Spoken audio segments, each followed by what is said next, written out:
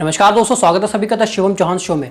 दोस्तों, corona virus pandemic की वजह से आज लगभग पूरी दुनिया लॉकडाउन में है। वहीं अगर हम भारत की बात करें तो पिछले 50 दिन से भारत में ही पूरी तरीके से लॉकडाउन है। भारत का हर सेक्टर आज पूरी तरीके से ठप पड़ा हुआ है। सभी बिजनेस, सभी फैक्ट्री, सभी प्रोडक्शन यूनिट सब पूरी तरीके से बंद है, जिसकी वजह से भारत की अर्थव्यवस्था को काफ़ी नुकसान उठाना पड़ा है। अप्रैल के महीने में भारत की अर्थव्यवस्था में काफ़ी ज़्यादा नुकसान देखने को मिला है। अभी हम आगे बात करेंगे। इस लॉकडाउन की वजह से भारत में बेरोजगारी का स्तर आज सबसे ज़्यादा है। सप्लाई चेन पूरी तरीके से ठप पड़ी हुई है। गवर्नमेंट की इनकम में बहुत बड़ी गिरावट देखने को मिली है। टूरिज्म इंडस्ट्री पूरी तरह से कोलैप्स कर गया। हॉस्पिटैलिटी इंडस्ट्री पूरी तरह से कोलैप्स कर गई है। कंज्यूमर की एक्टिविटी में बहुत बड़ी गिरावट देखने को मिली है, क्योंकि कंज्यूमर आज घरों में बंद है। वो कंज्यूमर चीज़ों को कंज्यूम कर ही नहीं पा रहा है सिवाय कुछ एसेंशियल प्रोडक्ट के। फ्यूल कंजम्पशन में बहुत बड़ी गिरावट देखने को मिली है, लेकिन एलपीजी सेल्स में इंक्रीमेंट देखने को मिला है। तो ये बहुत से नुकसान है जो अर्थव्यवस्था को उठाने पड़ रहे हैं इस लॉकडाउन की वजह से। तो डिटेल में बात करेंगे कितना लॉस आउटपुट का हुआ है हमारे देश में पिछले अप्रैल के महीने में ही। तो उसी से आप अंदाज़ा लगा सकते हैं कि लॉकडाउन अगर आगे चलता रहा तो हमारी इकोनॉमी को कितना बड़ा लॉस होगा। हम तीन चीज़ों के बारे में इसमें बात करेंगे: अनएम्प्लॉयमेंट, जीडीपी और जीडीपी ग्रोथ। इन तीन चीज़ों में बात करेंगे कि इनमें कितना कितना नुकसान उठाना पड़ा है। सबसे पहले हम बात करें यहाँ पे अनएम्प्लॉयमेंट के बारे में। CMIE यानी कि centre for monitoring the Indian economy की एक रिपोर्ट के मुताबिक अप्रैल महीने में भारत में 122 मिलियन से भी ज़्यादा लोग, यानी कि 12 करोड़ से भी ज़्यादा लोग अपना रोज़गार खो चुके हैं।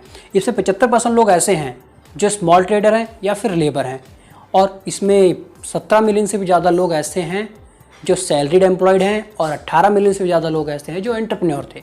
इन सब लोगों का रोज़गार जा चुका है। लेकिन यहाँ पे एक पॉजिटिव इम्पैक्ट फार्मर में देखने को मिला है।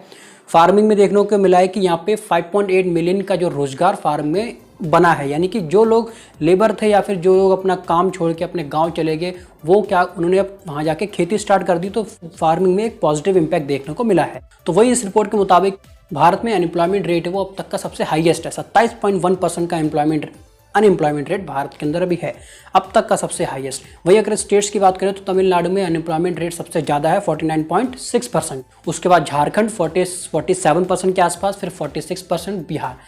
ये तीन स्टेट्स ऐसे हैं जहाँ पे अनएम्प्लॉयमेंट का रेट सबसे ज़्यादा है। अगर हम सबसे कम की बात करें तो पंजाब ऐसा स्टेट है जहाँ पे अनएम्प्लॉयमेंट का रेट अभी फिलहाल सबसे कम है, जो कि है सिर्फ 2.9%। तो इस रिपोर्ट के मुताबिक हर 4 में से एक आदमी अभी भारत में बेरोजगार है। तो बात करते हैं जीडीपी के बारे में कि जीडीपी में क्या लॉस हुआ है। आपको अगर जीडीपी नहीं पता है कि जीडीपी क्या होती है तो उसके लिए मैंने एक वीडियो बनाई थी। ये वीडियो जरूर देखना, ही आपको जीडीपी के बारे में बताएगी। जीडीपी क्या होती है बहुत अच्छे से मैंने एक्सप्लेन किया है, तो इस वीडियो को जरूर देखना। भारत की जो करंट जीडीपी है वो $3 ट्रिलियन है। वही अगर हम एक महीने के लिए अपने कंट्री की 100% एक्टिविटी को शट कर देते हैं, मतलब शट डाउन कर देते हैं, पूरी तरीके से बंद कर देते हैं, तो करीब $250 बिलियन का नुकसान एक महीने के अंदर हो जाएगा, जो करीब पाकिस्तान की जीडीपी के बराबर है। यानी कि पाकिस्तान की जीडीपी के बराबर हमारा एक महीने के अंदर नुकसान हो जाएगा अगर हम सारी एक्टिविटीज़ अपनी कंट्री के अंदर बंद कर देते हैं। वही अगर हम 50% एक्टिविटीज़ को बंद करते हैं तो $125 बिलियन का नुकसान होगा। वही अब तक 47 से 50 दिन करीब हो चुके हैं, तो अब तक अनुमान लगाया गया है कि $192 बिलियन का नुकसान भारत की अर्थव्यवस्था को हो चुका है। क्योंकि यहाँ पे कुछ नेसेसिटीज़ की चीज़ें चल रही थी, कुछ चीज़ें ऐसी जो लोगों के लिए ज़रूरी थी, तो उनका उत्पादन चल रहा था। तो इस अनुमान के अकॉर्डिंग $192 बिलियन का नुकसान भारत की जीडीपी को अब तक हो चुका है। तो वही एक और रिपोर्ट के मुताबिक भारत में हर रोज़ 40,000 करोड़ का नुकसान इस लॉकडाउन की वजह से उठाना पड़ रहा है।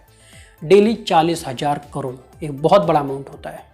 वही अगर हम बात करें जीडीपी ग्रोथ में अलग अलग एजेंसीज ने अनुमान लगाया भारत की जीडीपी ग्रोथ इस साल क्या रहने वाली है और आने वाले सालों में क्या हो सकती है। अगर हम IMF की बात करें, इंटरनेशनल मॉनेटरी फंड, IMF ने पिछले साल 2020 में भारत के जीडीपी ग्रोथ 5.8% बताई थी कि 2020 के ईयर में भारत की जो जीडीपी होगी वो 5.8% होगी। लेकिन क्योंकि ये पेंडेमिक आ गया, उसकी वजह से अब भारत की जीडीपी का अनुमान उन्होंने घटा दिया है। अब उन्होंने कर दिया 1.9%, यानी कि भारत में 2020 में जो जीडीपी ग्रोथ रहेगी वो 1.9% के आसपास रहेगी।